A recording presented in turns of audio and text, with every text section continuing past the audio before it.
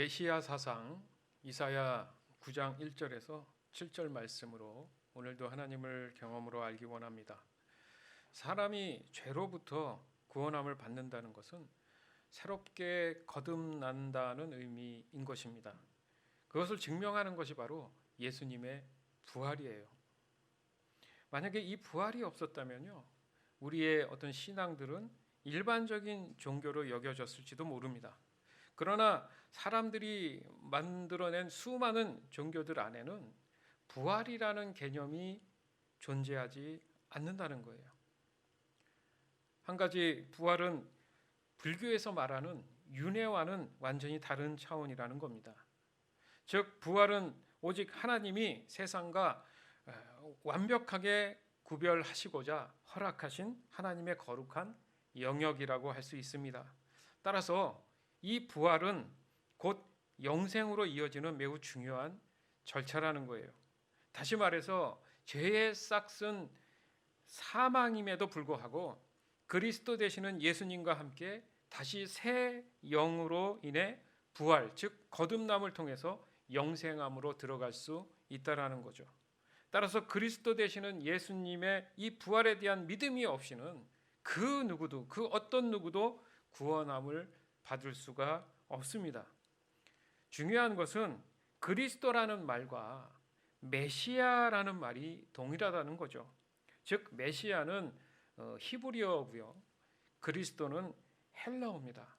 두 가지 다 기름 부음을 받은 자, 더 나아가서는 구원자라는 같은 뜻을 가지고 있어요. 따라서 그리스도 예수이신 것이 자연스러운 것처럼 메시아 예수도 자연스러운 표현이 될 것입니다. 그러나 우리가 자주 쓰는 말이 그리스도 예수, 예수 그리스도란 말이죠. 이 말들이 더 익숙해져 있습니다. 그러나 오늘 우리는 메시아와 그리스도의 동일하신 분이 예수 그리스도임을 다시 한번 상기하는 오늘이 되길 원합니다. 구약 성경은 장차 오실 이 메시아에 대한, 곧 죄에서 구원함으로 인도하실 분이 오실 것에 대한 예언들로 대부분 이루어져 있습니다. 처음으로 이스라엘이라는 나라의 국한적인 모습을 보이는 듯 했어요. 하지만 시간이 흐를수록 그 범위가 그 외에 이방 나라까지도 적용이 되는 것을 알 수 있습니다. 사실 이 메시아 사상은요, 유대인들에게 참 익숙한 사상이에요. 무슨 말이냐면 그들의 정서 안에 깊이 박혀 있는 사상이기도 합니다. 그래서 그들만의 특별한 우월감을 가지고 있습니다. 그러나 그들이 알고 있는 이 메시아 사상에는 부활이라는 개념이 매우 생소했던 겁니다.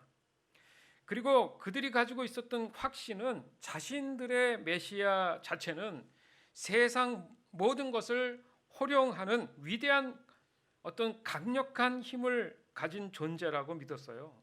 그래서 메시아가 오는 그날이 되면 본인들의 나라 이스라엘과 더불어 세상을 다스리게 될 것이다 라는 그런 확신이 있었습니다. 그런데 어느 날 갑자기 나타난 예수라는 인물이 있었던 거죠. 그런데 그 예수라는 사람을 보니까 그다지 강력해 보이지 않는, 어떤 조건이 맞지 않는 듯 그런 생각들이 들었다는 거죠. 더욱이 이스라엘뿐 아니라 모든 이방인들에게도 예수 자신이 메시아임에 대한, 그래서 영생으로 인도하심을 받는 그런 인도자임에 대한 그 말 자체가 마치 거짓 선지자가 얘기하는 것처럼 치부가 돼 와 있다라는 겁니다. 거기에 생각지도 않은 이 부활 사상이 등장하면서 더더욱이 유대교의 반발이 심화됐던 거예요.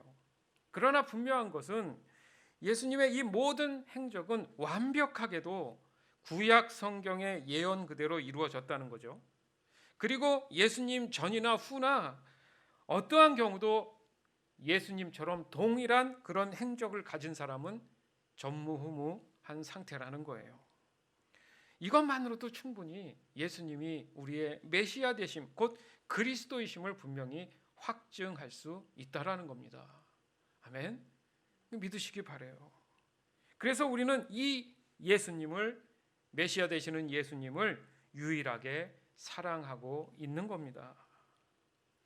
사람에게 있어서 스스로 해결하지 못하는 가장 근극적인 죄의 문제가 뭘까요?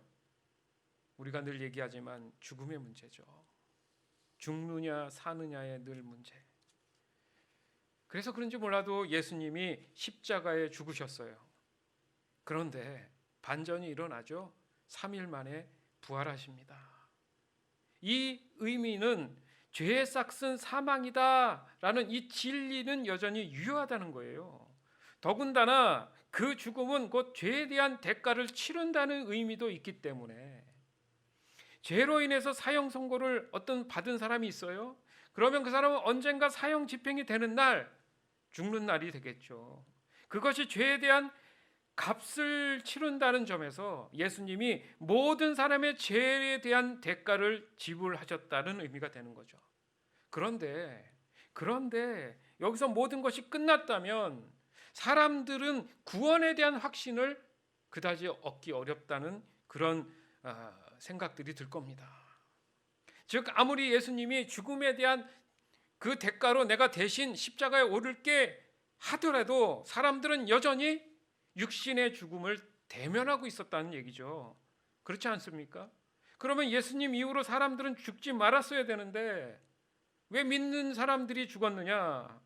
대표적인 것이 예수님의 제자들이잖아요. 제자들 모두가 순교했습니다. 그 이후로도 믿던 안 믿던 사람에게는 누구나 육신의 죽음에 대한 대면이 오더라는 거죠. 그런 의미에서 예수님의 죽음은 어찌 보면 스스로 잘난 척하다가 결국 초라하게 십자가에 매달려서 죽어간 어떤 한 사람의 인생쯤으로 그냥 역사 속에 사라졌을 수도 있어요. 그러나 예수님은 부활하셨습니다.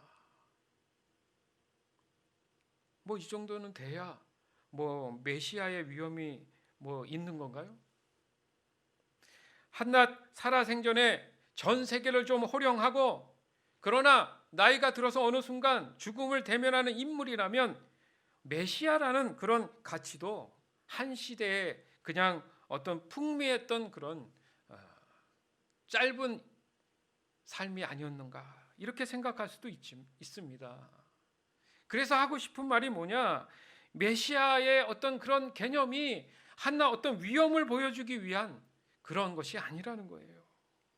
그것 때문에 부활하셨다는 의미보다는 하나님 입장에서 봤을 때 외아들을 세상에 보내셨어요. 그리고 하나님 자신이 죄인인 사람을 위해서 죽임을 당해야 했다. 창조주 되시고 전지전능하신 하나님이 굳이 이럴 필요가 있었을까? 그럴 만한 이유가 있었다는 거죠. 여러분, 그럴 만한 이유가 있었다는 거예요. 굳이 안 해도 아무 문제 없을 그럴 만한 이유가 있었다는 거죠. 바로 저와 여러분을 너무나 사랑했기 때문에 그렇습니다. 그 사랑이 뭔지, 그 진정한 사랑으로 인해서 그 사랑이 전제됐기 때문에 어떤 것도 초월할 수 있었다. 그러나 사람에게 있어서 가장 심각한 풀지 못하는 문제, 풀지 못하는 저주, 죽음, 그 죽음을 초월하신 거예요. 얼마나 우리를 사랑하셨는지 알겠죠? 그 죽음마저도 초월하셨다는 거죠.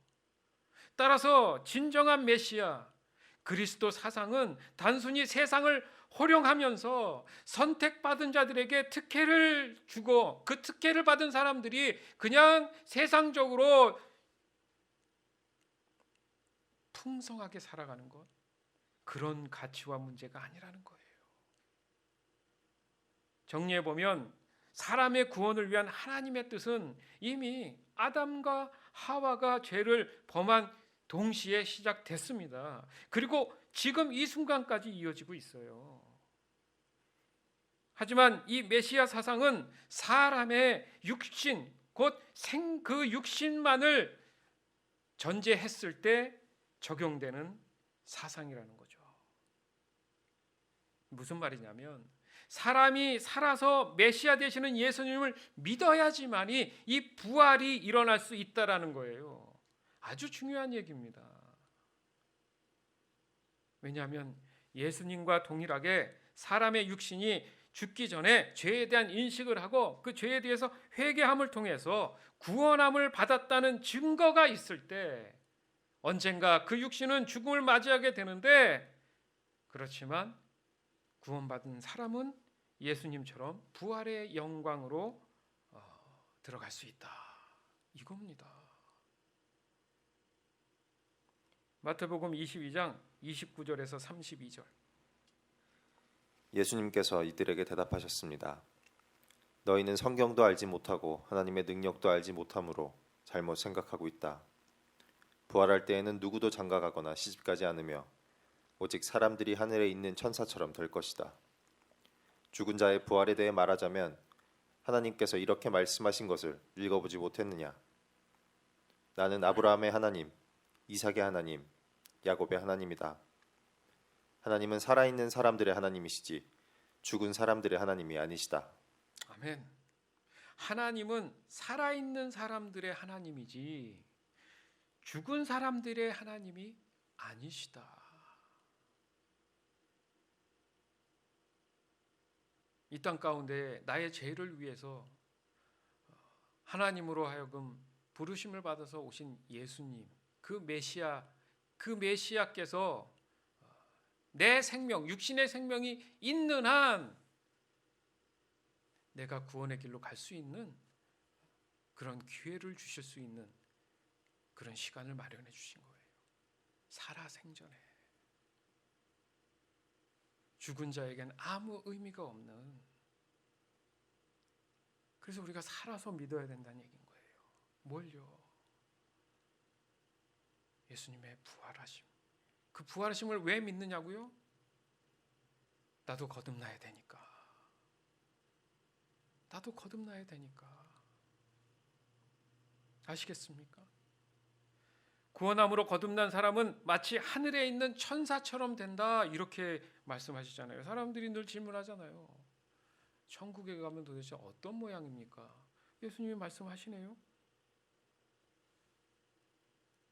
그러나 우리가 상상할 수는 없습니다. 어떤 모습인지는 모르지만 천사가 어떤 형태를 갖고 있는지는 정확히 해석하기가 쉽지 않지만 확실한 것은 하늘나라인, 즉 천국에 있게 될 것이라는 게 중요한 거예요. 그게 바로 영생함을 얻었다, 구원함을 얻었다는 증거잖아요. 그러니까 적어도 우리 지금 현재 육신의 모습은 아니군요. 그렇기 때문에 거듭났어야 되는 거예요. 육신의 모습은 다 사라지는 거죠. 왜요? 흙으로 왔으니 흙으로 간다. 적어도 그런 말씀을 우리가 본 이상은 어떤 형태나 모양은 바뀔 수 있지만 중요한 것은 세상 것은 다 없어져야 된다는 얘기죠. 다 죽음으로 사라져야 된다는 거죠. 그러니까 육신의 삶에 우리가 너무 집착할 필요가 없다, 자꾸 얘기하는 거예요. 썩어져서 죽어서 없어질 것들. 중요한 것은 천국에 내가 천사의 모습처럼 이제 영원히 살 것에 대한 소망. 즉 살아생전 구원받지 못하고 죽은 자들에게는 부활조차 존재하지 않는다는 거예요. 따라서 메시아 사상의 본질은 부활이다. 뭐라고요? 메시아 사상의 본질은 부활입니다. 부활 없이 메시아 사상을 얘기할 수 없다라는 거죠. 즉 사람에게 있어서 메시아는 죽은 후에 부활로 영생함을 얻을 수 있도록 인도하시기 위해서 우리에게 오셨다는 거예요. 그런데 사람은 항상 육의 삶의 기준으로 관점을 늘 갖게 돼 있어요. 그래서 메시아에 대한 기대감도 언제나 그 육신의 삶에 초점을 맞추는 경우가 많습니다. 그것은 절대 구원에 대한 잘못된 이해를 하고 있다고 얘기하는 거예요. 예수님 또한 이 부분을 지적하고 있잖아요. 너희는 성경도 알지 못하고 하나님의 능력도 알지 못함으로 잘못 생각하고 있다. 그러니까 적어도 성경은 보고 있었다는 얘기인데 그 성경의 해석을 잘못했다는 거죠. 왜 그랬을까? 바로 이게 육신의 기준점 때문에 그래요. 육신의 삶에 초점이 맞추다 보니까 해석도 자꾸 육신적으로, 육체적으로 간다는 얘기죠. 그러다 보니까 하나님의 능력이 안 나타나는데 자꾸 하나님 능력은 구합니다. 그러니까 그 능력이 무엇인지를 알지 못하는 거예요. 하나님의 능력은 내가 부려서 어느 날 갑자기 필요한 것이 마치 도깨비 방망이를 치면 뭐가 나오듯이 그런 게 아니라는 거예요. 잘못 생각하고 있다라고 분명히 지적하고 계십니다. 따라서 내가 거듭남의 확신을 얻기 위해서는 반드시 내 자신 안에 있는 육신의 생각들을 모두 태워버려라. 태운다는 것은 남지 않는다는 거잖아요. 이것 때문에 힘든 거예요, 신앙생활이. 이것을 어떻게 하면 깨달을 수 있을까? 이것이 불규칙 않고 기복적이지 않고 이걸 어떻게 계속 유지할 수 있을까? 사실 이 싸움인 거예요.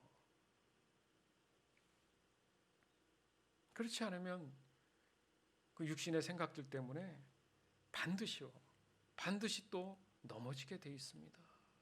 그럼 일어나려면 너무 힘들어요. 쌓는 거는 고생고생하게 힘들게 쌓아도 무너지는 건 한순간입니다. 그 높은 빌딩들이요, 지을 때는 몇 달이 걸립니다. 어떤 걸 1년 이상 걸려요. 근데요, 나중에 무너뜨릴 때 보면 몇 분 걸리지도 않아요. 쉬운 게 아니다. 왜 쉽지 않을까? 내가 육신의 생각을 내려놓지 못하기 때문에. 성경은 늘 이 말씀을 하십니다. 예수님의 제자들 중에도 그런 사람들이 있었어요.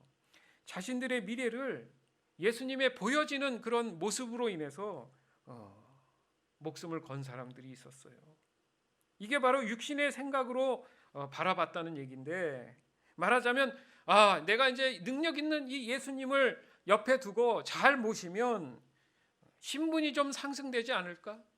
권력을 좀 갖지 않을까? 부를 누리며 살아가지 않을까? 이게 이제 유대교에서 본인들이 늘 봤던 메시아 사상이거든요. 기준이 그렇단 얘기예요. 그래서 그 미래를 바라봅니다. 마태복음 20장 20절에서 28절. 그때 세베대의 아들들을 데리고 그 어머니가 예수님께 왔습니다. 그 여자는 예수님께 절하고 간청하였습니다. 예수님께서 물으셨습니다. 무엇을 원하느냐? 어머니가 예수님께 말했습니다. 주님의 나라에서 제 한 아들은 주님의 오른쪽에, 또 다른 한 명은 주님의 왼쪽에 앉으라고 말씀해 주십시오. 그러자 예수님께서 말씀하셨습니다. 너희가 무엇을 요구하는지 깨닫지 못하고 있다. 내가 마실 잔을 너희도 마실 수 있느냐? 그들이 대답했습니다. 예, 마실 수 있습니다. 예수님께서 그들에게 말씀하셨습니다. 내 잔을 너희가 마실 것이다. 그러나 내 오른쪽과 왼쪽에 누구를 앉힐 것인지 결정하는 것은 내가 할 일이 아니다. 그 자리는 내 아버지께서 미리 정하신 사람들의 것이다. 다른 10명의 제자들이 이것을 듣고 그 두 형제에게 분개하였습니다. 예수님께서 제자들을 모두 불러 말씀하셨습니다. 이방 사람의 통치자들은 다른 사람의 주인이 되려고 한다는 것을 너희가 안다. 그 고관들은 사람들에게 권력을 행사한다. 그러나 너희는 저희들과 같이 되어서는 안 된다. 누구든지 너희 중에서 높아지려면 먼저 섬기는 자가 되어야 한다. 만일 누구든지 너희 가운데서 첫째가 되려면 너희의 종이 되어야 한다. 인자는 섬김을 받으러 온 것이 아니라 섬기러 왔고 자기 목숨을 많은 사람들을 위하여 주려고 왔다. 아멘. 예수님이 말씀하시죠. 내가 마실 잔을 너희가 마실 수 있느냐? 서둘러서 대답합니다. 예, 그럼요, 마실 수 있습니다. 예수님이 얘기하시잖아요. 너희가 무엇을 요구하는지 깨닫지 못한다. 예수님이 마시는 이 마실 잔이 뭐죠? 십자가에 오르시는 거잖아요. 몰랐어요, 제자들. 그러니까 예수님이 마시는 것은 권력이 되고 어떤 능력이 되고 부의 어떤 상징이 된다고 생각을 한 거죠. 이겁니다. 해석이 완전히 다르잖아요. 우리의 신앙생활이 그럴 수 있다는 얘기예요. 내가 예수 믿으면 뭔가 살면서 차고 넘치는 그런 여유가 생기고 어떤 권력을 갖게 되고, 그런데 분명히 예수님이 지적하십니다. 내가 마시는 잔을 너희도 마실 수 있느냐? 이건 우리에게도 질문하시는 거예요. 예수 믿고 부귀영화? 예수님은 도리어 반대로 얘기하시잖아요. 나는 섬김을 받으러 온 게 아니라 섬기러 왔다. 사람들은 왕이라고 하니까 상상하는 왕의 모습이 있지 않습니까? 예수님이 말씀하시는 이 왕은 섬김의 왕이에요. 도리어 희생의 왕이죠. 자기를 죽여가면서 사람을 살리는 왕. 와, 우리에게 필요한 대통령 아닙니까? 자기의 목숨은 부지해가면서 국민들의 생명은 다 죽여가면서 본인의 어떤 부만 축적해가는 것은 왕이 아니잖아요. 완전히 다른 모습이죠. 거기에 매달려 있는 수많은 사람들이 있어요. 잘못인 줄 알고 잘못된 건지 알면서도 자신의 유익을 위해서 붙어 있는 사람들이 있어요. 이게 바로 죄에 속한 세상이라는 거죠. 이 말씀하시잖아요. 이방 사람들의 통치자들은 다른 사람들의 주인이 되려고 한다는 것을 너희가 안다. 그 고관들은 사람들에게 권력을 행사한다. 이미 예수님이 이렇게 말씀하셨어요. 세상은 그래요. 그러나 예수님이 말씀하시는 이 메시아 사상은 그런 게 아니라는 겁니다. 뭐라고 말씀하십니까? 인자는 섬김을 받으러 온 것이 아니라 섬기러 왔고 자기 목숨을 많은 사람들을 위해 주려고 왔다. 적어도 리더는 이런 모습을 가져야죠. 한 집의 가장이 자기만 잘 먹고 잘 살려고 가족을 희생한다? 그걸 가지고 상식적으로 정서적으로 뭐라고 합니까? 욕먹을 일이죠. 그런 가장은 없어요. 자기가 죽더라도 아내와 자식들을 위해서 목숨을 다하는 그런 모습을 갖지 않습니까? 그걸 알아달라고 하는 가장은 없어요. 당연하다고 생각합니다. 그게 도리어 섬김을 받으려는 게 아니라 섬기러 왔다는 말이 맞죠. 왜 그랬을까? 사랑하니까. 아시겠습니까? 이게 바로 메시아 사생의 어떤 보이지 않는 흐름이에요. 그것에 대한 확증이 부활이라는 거죠. 세상과 구별되어 있다라는 거죠. 이 말씀이 바로 진정한 메시아 사상의 본질이라고 할 수 있다라는 거죠. 이런 관점에서 오늘 본문 말씀을 묵상하면 육신의 삶에 대한 집착이 아닌 더 깊은 영성의 의미에서 온전한 하나님의 은혜가 더 뜨거워질 줄 믿습니다. 무슨 말이에요? 하나님의 사랑이 더 느껴진다는 거예요. 말은 사랑한다고 하면서 내가 원하는 것만 가지려고 하는 건 사랑이 아니잖아요. 정말 사랑한다면 그 아버지의 뜻을 알고 행하는 사람입니다. 즉 성경 말씀을 보더라도, 아니 우리가 기도하더라도 또 찬양을 하든지 예배를 하든지 심지어 모든 일상 속에서도 눈에 보이는 이 현실이라는 관점에서 눈에 보이지는 않지만 분명히 존재하는 사람의 마음을 움직이는 강력한 힘이 있다는 것을 경험으로 아는 순간, 그 순간이 바로 하나님을 경험하게 되는 순간이 되는 겁니다. 믿으시기 바라요. 믿으시기 바라요. 이건 사실이에요. 이건 진실이에요. 이건 현실입니다.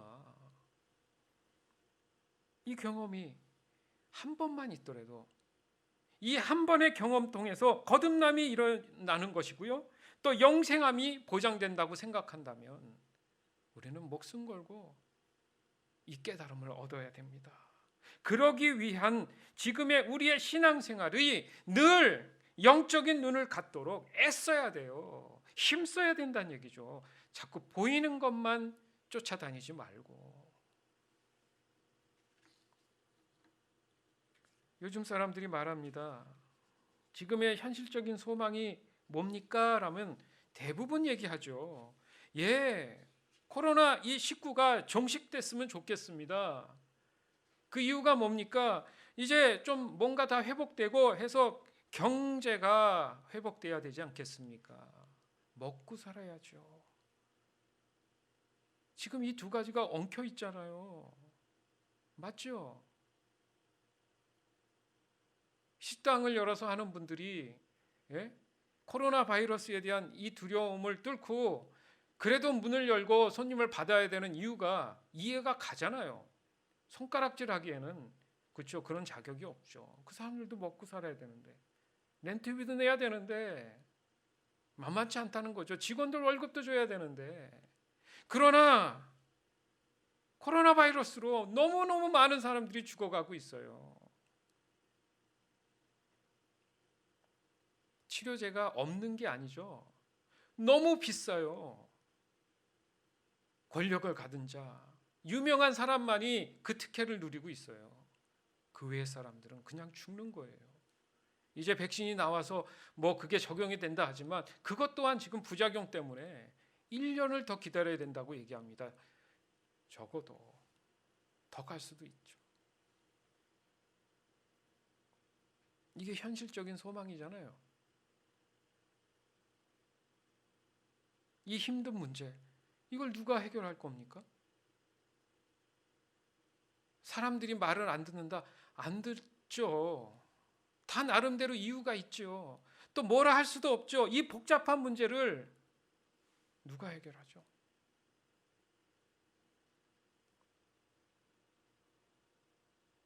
백신도 치료제도요. 하나님이 허락하신 만큼 가능한 겁니다. 그래서 하나님을 찾아야죠. 그래서 하나님께 무릎 꿇어야죠. 사람들이 그러고 있습니까? 죽더라도 식당열에서 하루라도 벌다가 죽을 각오를 하고 사는 사람들이 한가하게 메시아 사상이나 떠드는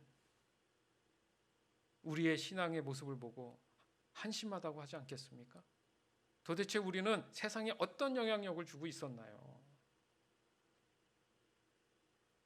하나님이 다 하실 수 있는데 성경도 모르고 하나님의 능력도 모르고 잘못 알고 있는 게 너무 많았다는 거죠.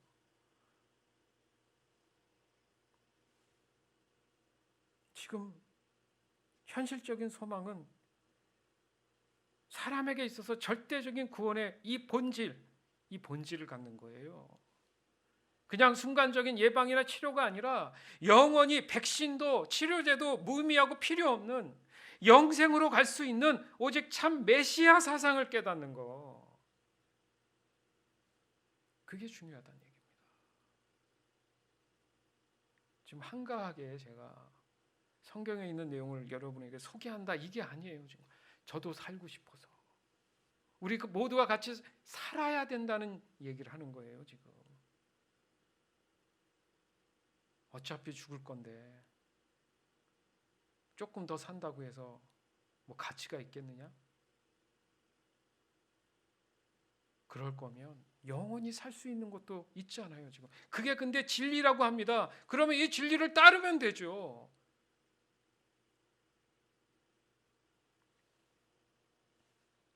그런 상황 속에서 지금 우리가 서 있는 거예요. 여러분의 지금 순간순간 믿음의 선택이 어디에 있습니까? 무엇을 바라보며 선택해 가고 있어요? 그 선택이 옳습니까? 그 선택의 끝이 무엇이라고 생각하십니까? 하루하루 배만 부르면 될까요? 이사야서 9장 1절에서 5절. 고통의 땅에 그늘이 거칠 것이다. 옛날에는 여호와께서 스불론 땅과 납달리 땅으로 하여금 부끄러움을 당하게 하셨다. 하지만 앞으로는 지중해로 나가는 길과 요단강 건너편 그리고 북쪽으로는 이스라엘 백성이 아닌 외국인이 살고 있는 갈릴리까지 이 모든 지역을 영광스럽게 하실 것이다. 어둠 속에 살던 백성이 큰 빛을 보고 짙은 그늘의 땅에 살던 백성에게 환한 빛이 비칠 것이다. 하나님, 주께서 그 민족을 크게 하시고 그 백성을 행복하게 하십니다. 추수할 때 사람들이 기뻐하듯이 그들이 주님 앞에서 즐거워합니다. 전쟁에서 빼앗은 물건을 나누는 백성처럼 기뻐합니다. 주께서 미디안을 물리치시던 때처럼 그들이 진 무거운 멍에를 내려주시고 그들의 어깨를 짓누르던 무거운 막대기를 벗겨주시며 주의 백성을 치던 몽둥이를 없애주실 것이다. 군인들이 요란스런 소리를 내며 신고 다니던 군화와 피로 얼룩진 군복이 모두 땔감이 되어 불에 사라질 것이다. 아멘. 어찌 보면 우리에겐 생소하죠, 그죠? 그리고 한 번도 안 가본 어떤 장소고 이름들이에요. 이게 중요한 게 아니죠, 사실. 전체적인 우리가 맥락을 아까도 말씀드렸지만은 예수님이 말씀하신 것처럼 성경을 알지 못한다. 그냥 눈에 보이는 그런 사건이 있었고 그런 일들로 인해서 좀 하나님이 그 당시에 좀 해결했으면 그게 아니라 지금 왜 우리가 이 말씀을 보느냐? 공감하는 부분이 있어요. 하나님의 지금 은혜를 구해야 된다는 부분이 지금 공통점이라는 얘기죠. 그러나 역사적 배경을 봤을 때 그 당시에 좀 뭔가 간절함이 있다라는 것은 우리가 짐작할 수 있습니다. 그러니까 매우 현실적인 상황처럼 우리가 느껴지잖아요. 상상할 수는 있어요. 그러나 우리의 마음과 공감되는 내용이 있다라는 거죠. 그것 때문에 우리가 말씀을 보는 거예요. 3절에 보니까 하나님 주께서 그 민족을 크게 하시고 그 백성을 행복하게 하십시오. 추수할 때에 사람들이 기뻐하듯이 그들이 주님 앞에서 즐거워합니다.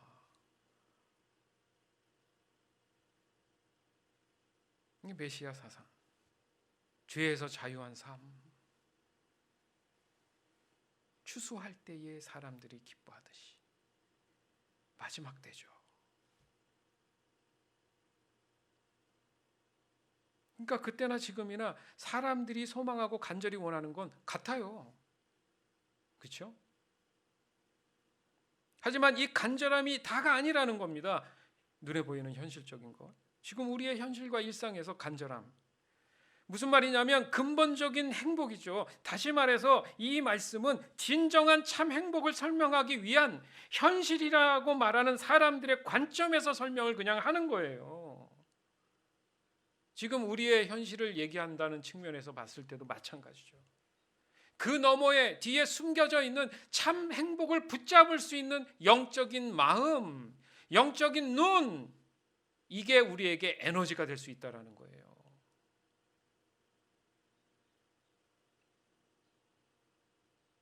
그렇다면 사람에게 있어서 뭘 없애면 참 행복을 좀 얻을 수 있을까? 행복이 찔끔찔끔 오는 게 아니라 그게 행복이 무너지지 않고 망가지지 않고 계속 이어져 갈 수 있을까?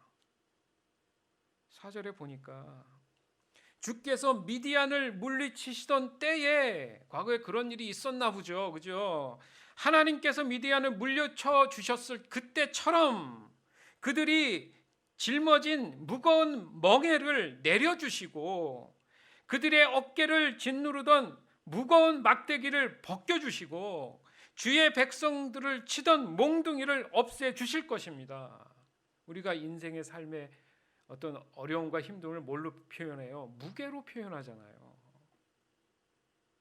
그죠? 멍에로 표현하잖아요.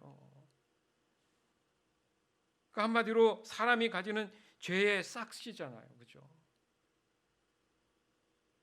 그것을 내려주고 벗겨주고 없애준다는 이 의미가 바로 하나님이 보내주시는 메시아가 올 것이라는 소망을 우리가 가져야 된다는, 이 참 메시아 사상을 우리가 깨달아야 된다는 말씀을 하고 계신 겁니다.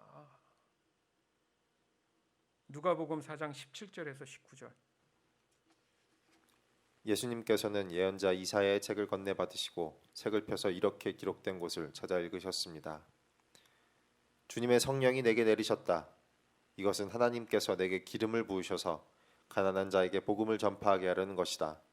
포로들에게 자유를 선포하고 못 보는 자들에게 다시 볼 수 있음을 선포하고 억누린 사람들에게 해방을 선포하려고 나를 보내셨다. 주님의 은혜의 해를 선포하라고 하셨다. 아멘. 예수님은 임의적으로 얘기하시지 않고 늘 구약의 예언서를 가지고 확증을 하시는 장면이 늘 나옵니다. 지금도 예수님이 찾아봤다는 이 말씀은 이사야서 61장 1절 말씀이에요. 그러고 나서 18절에 보니까 그러면 도대체 어떤 내용이냐? 거기에 보면 하나님께서 내게 기름을 부으셔서, 아까 서두에 말씀드렸잖아요. 메시아 그리스도는 기름 부음을 받은 자, 기름을 부으셔서, 그분이 누구라고요? 예수님이시란 얘기잖아요. 그러면 그 예수님의 사명이 뭔가? 왜 하나님께서 예수님에게 기름 부어 주셔서 이 세상에 보내주셨는가?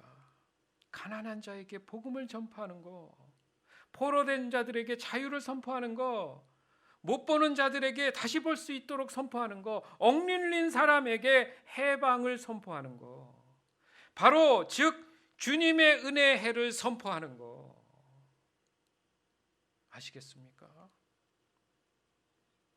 이것은 보여지는 그 현실을 뛰어넘어서 거듭남이 있는 천국을 소망하는 삶을 누리게 된다는 의미예요. 그러니까 내가 예수 믿고 구원받음으로 그 부활에 대한 거듭남을 내 마음 안에 두고 이제 말씀 중심적인 삶을 사는 사람들은 이미 천국의 소망을 두고 있잖아요. 그렇기 때문에 지금의 나의 현실적인 삶에서의 문제들이 문제되지 않는다는 거죠. 쉽게 얘기해서 문제되지 않는다는 의미는 성령께서 그 지혜를 따라서 그 문제들의 어떤 짐이나 어려움보다는 그 안에서 자유함을 통해서 그 선택들이 더 선명해진다는 거예요.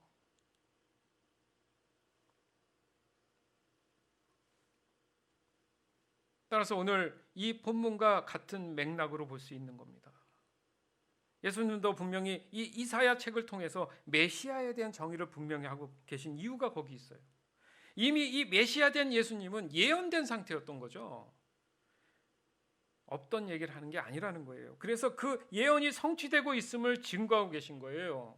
따라서 우리가 가져야 할 이 메시아 사상은 단순히 육신의 안락함이나 행복에 국한된 것이 아니라 메시아로 오신 예수님을 통한 부활에 동참하는 것이고 또 천국에서의 어떤 영생함을 확증하게 되는 그 신앙을 갖게 된다는 의미가 큰 겁니다.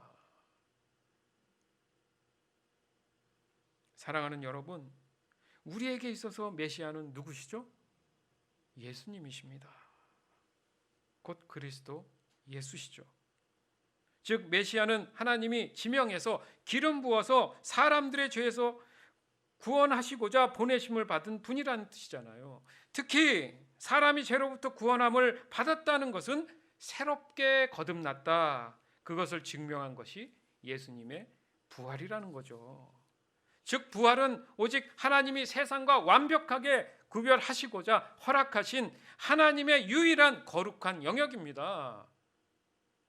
어느 종교도 어떤 것도 그 누구도 이런 얘기를 하는 게 오늘날 지금까지도 없어요. 따라서 부활은 곧 영생으로 이어지는 매우 중요한 절차라는 겁니다. 즉 그리스도 되시는 예수님의 부활에 대한 믿음이 없이는 그 누구도 구원함을 받을 수 없습니다. 살아생전에 예수님이 나의 메시아 그리스도 되심을 내가 인정하고 받아들이는 거, 그게 중요한 거예요 지금. 그리고 그 자유함 속에 살아가는 거, 즉 그리스도 되시는 예수님의 그 부활을 통해서 지금 우리에게 있어 가장 진정한 구원에 대한 해답, 곧 메시아 사상을 정말 온전하게 깨닫는 문제. 이 온전한 깨달음 하나가 저와 여러분의 육신의 모든 삶도 주관하게 된다는 겁니다. 그래서 모든 삶을 맡겨라 뭐 이렇게 얘기하잖아요. 그 내용 안에 풀어서 얘기하자면 이 말씀인 거예요. 진정한 메시아 사상을 깨닫고 그 사상을 따라 내가 살아가는 것, 그것이 하나님과 함께하는 삶이 된다. 즉 진정한 메시아 사상으로 인해서 저와 여러분들 마음 안에 지금부터 영원토록 모든 것에서 기쁨과 자유함이 언제나 머물게 된다는 것입니다. 아멘. 이사야 9장 6절에서 7절. 왜냐하면 우리에게 한 아기가 태어날 것이기 때문입니다. 하나님께서는 우리에게 아들을 주실 것이다. 그의 어깨 위에 왕권이 주어질 것이다. 그의 이름은 기묘자, 모사, 전능하신 하나님, 영원히 살아계신 아버지, 평화의 왕이시다. 그의 왕권은 점점 커지겠고 평화가 그의 나라에서 영원히 이어진다.